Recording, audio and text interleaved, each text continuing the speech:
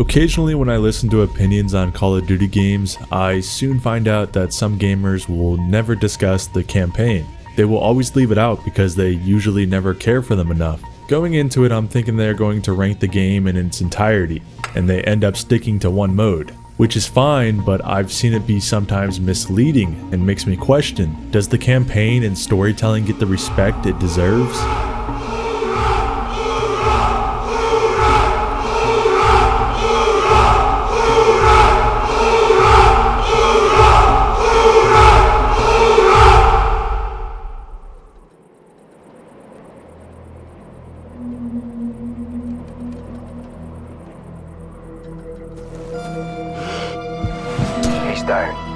Good night. This may be up for strong debate because there's no straight answer, but I believe the campaign serves multiple purposes in a game's feel. I think it can heavily dictate the theme and mood.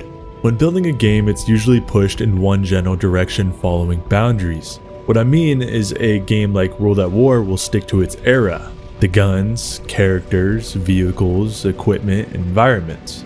The game is mostly built around that era of war and has a tone attached to it.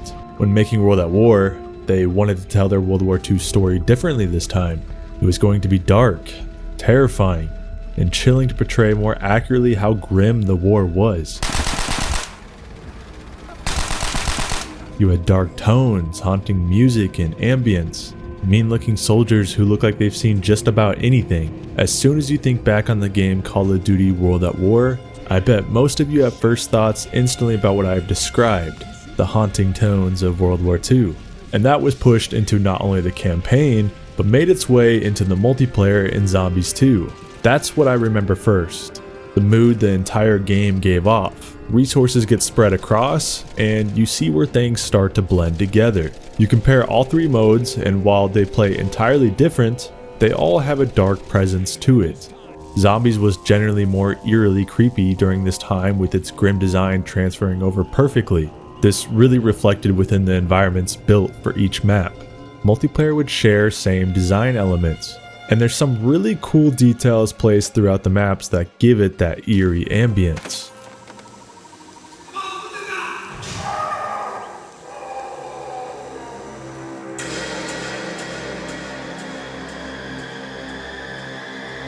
It's hard to say exactly how this game would have turned out if it wasn't for the story they wanted to tell. Imagine campaign got stripped away and they were designed to only make multiplayer and zombies. Well, actually, zombies would have never been made without the campaign. The idea itself came from within the story and sparked the idea of creating the mode to begin with. So that's something the campaign was highly responsible for. Who knows how multiplayer would have turned out? Would it have been as grim, as dark, have as many details as it does now? Who knows what could have been changed? But I bet lots of money would have looked much more different than anything we could have imagined. Because without a proper campaign, what's really keeping the multiplayer from being generic? I'd easily say what the campaign provides will determine how the multiplayer and third mode look and feel like. Most importantly, it will help determine what the game gets remembered for. Black Ops 2, the game that released in 2012 yet is set in the year 2025.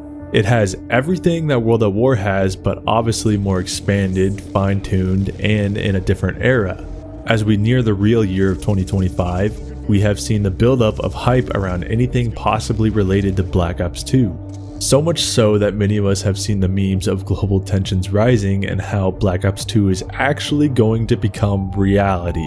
Obviously that's not the case, but the community clearly remembers what Black Ops 2 is about. It was a futuristic game that wasn't too far in the future. It had events that were unsettling by how drastic they were. Okay, me! Do it! Do it! The main theme lets us know that the future is dark, so the mood of the game has been reflective in what the community has been hyping up once again.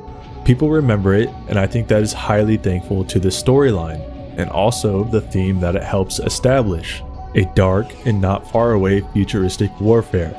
It's impactful, and it shows.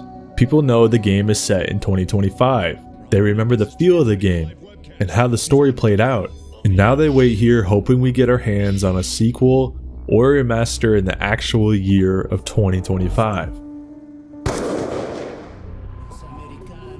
Maybe it's not my biggest of points, but I'm trying to aim at what people are remembering a game for. I undoubtedly had the most fun with zombies in multiplayer. They were what I think was the prime of Call of Duty, as hardly anything was missing. Although I can't help but think that my experience in zombies and multiplayer would be different without the direction campaign gives.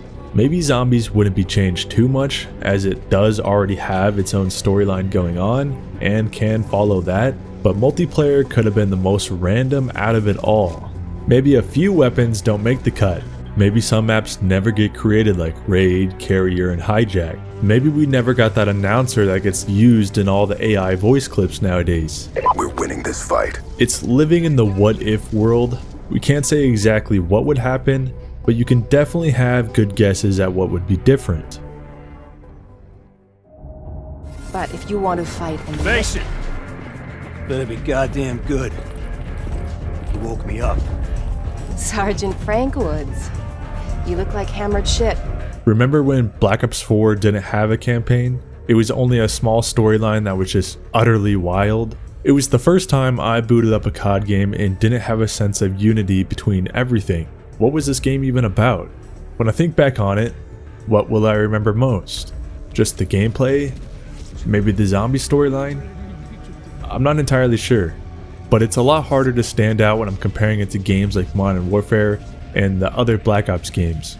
I think a campaign instantly helps its memorability, of course if executed decently. The most hated on Call of Duty, Infinite Warfare. It gets recognition for its good campaign, and that's one of the only things you hear about from that game nowadays, unless it's to trash everything else. You will always have to remember that there are many people that will buy a Call of Duty purely for the campaign, and then maybe will dabble in other modes. As much as you think otherwise, there are many single player gamers out there. Black Ops 4 made a huge mistake missing out on that. It has become one of the most forgettable games for me, even though I genuinely enjoyed lots of Blackout and the multiplayer. But the game is hardly remembered, like the first three are. The numbers, Mason. What do they mean? Where are they broadcast? I don't know anything about any numbers. What about Dragon? I never understood when people say they can't be bothered to play the story. I think plenty of gaming culture, memes, and icons appear from these. Immediately on Black Ops 1, you were flashing through what I'd call a work of art. And then you are met with an interactive main menu that has the "Where the heck am I?" written all over it. You said it was Cuba. What happened in Cuba?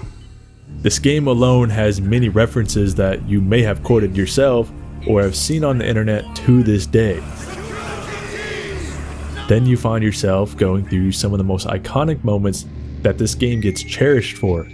I'd say the same thing with the Modern Warfare franchise. Many memorable moments. Hey, isn't this danger close for the task force? Nah, this is what the shit. Danger close.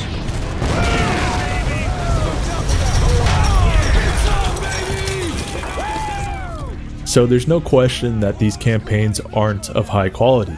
I'd say they are good ones to rerun once or twice every few years. Would it really be a video about COD campaigns if I at least didn't nerd out about one of them? I could pick out almost any single one, but to keep it simple, let's just focus on one of them. As heroes, we will return to Russia's embrace. Our land, our people, our blood. Your motherland needs your final commitment! Deserve mercy! What mercy did you show to our people? Wait, wait! Let's see how we handle this!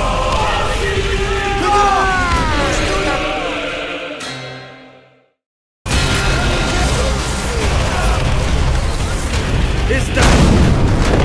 A barrage of Katyusha rockets will tear Berlin to pieces! Grenade!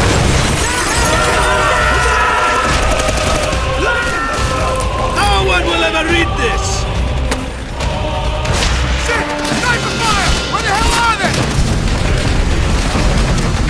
You lack the stomach to kill for your country. At least show me that you are willing to die for it.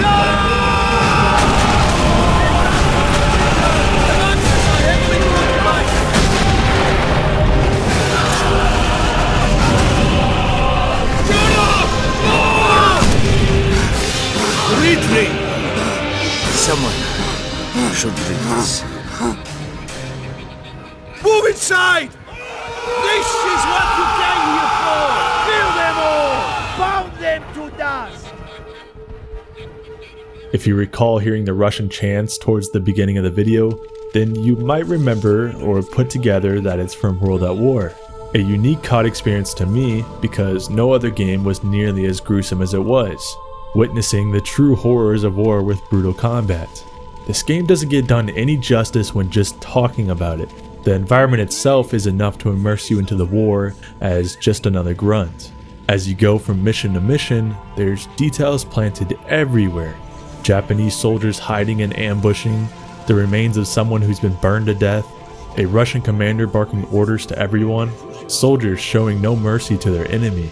There's rich details everywhere, and there's most likely something for you to catch on every playthrough that you haven't noticed before. You continue on to the next games and they will be filled with nearly the same attention to detail, even on the newer COD campaigns like Modern Warfare 2019 and Cold War. Something I could see that would make a huge difference is the use of co-op. A campaign with friends makes a playthrough infinitely more enjoyable and open for replayability. The only ones I know of to do this is World at War and Black Ops 3.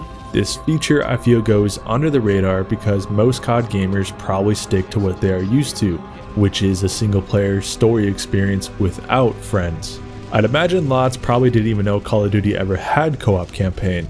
To be able to go through a story like Modern Warfare or Black Ops with friends, I think that could open up so many more possible doors of fun and enjoyability. The two examples we have is from an older World at War released in 2008 with a very good story and what I thought was an excellent co-op playthrough, and then a 2015 Black Ops 3 that went crazy with the story and made hardly any connections to the previous games. World at War was our best example, but it's a very dated one. You throw co-op into Cold War or Modern Warfare and instantly I think the campaigns have a major boost. Bundle that in with early campaign access like they have been doing, and I think the mode will receive much more recognition. I feel like I'm rambling for a very small reason. It surely doesn't matter what people play and enjoy.